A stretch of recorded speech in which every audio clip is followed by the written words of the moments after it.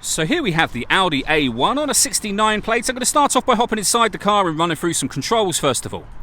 Just briefly before we climb inside the car, I think it's well worth seeing the boot space. As you can see, there's plenty of it.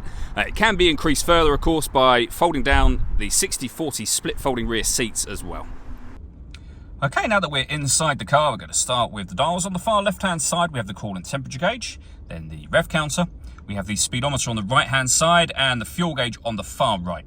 In the centre, you can see the total miles of this car. They're 13,291. You can change information that's displayed above that. We're on the kind of driving data menu at the moment. There are other menus available to you as well. So as you can see there, I'm cycling through those, and that is done using these buttons on the left-hand side just here. On the right-hand side, we have stereo and phone controls. We have cruise control underneath the steering wheel to the left there, and then over in the center, the main touch screen. So back here, you can get to the home screen for the car. We can access our radio.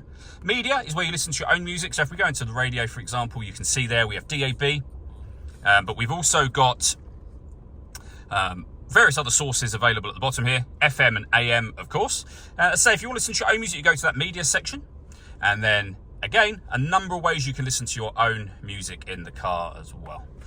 Back to the home screen, you've also got certain Audi-friendly apps you can project up here, car information that's available to you, and then various user settings, etc. on the next screen. Below that, we have the air conditioning. So you can determine the temperature, fan speed, and direction of the air. When you're happy with those settings, that's your air conditioning on. Same button to turn it off again. You can recirculate the air that's in the car. That's a great way of heating it up or cooling it down quickly, depending on the temperature you set here, of course. And we've got our heated rear screen over there as well. Beneath that, we can turn our traction control on and off. This button turns off the stop and start. So this car is designed to cut out when it's stationary in traffic to save you fuel. That system is off when that light shows. We have our hazard warning lights, 12-volt charging socket, USB-A and USB-C inputs down the bottom here as well. The main volume for the stereo, as well as some storage, and then a 6-speed manual gearbox.